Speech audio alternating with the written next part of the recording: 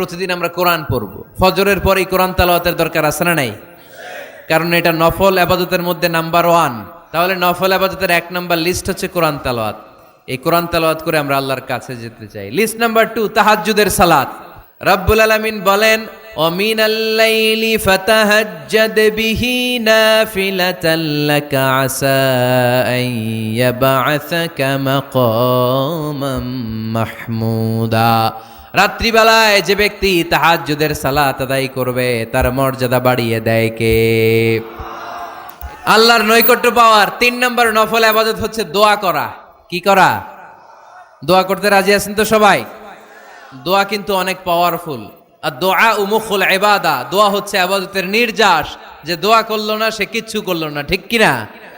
যার দোয়া মিস তার সব মিস, ঠিক কিনা? এজন্য নামাজের মধ্যে আমরা দোয়া করি। এখন চিল্লায় পড়ে না আমিন।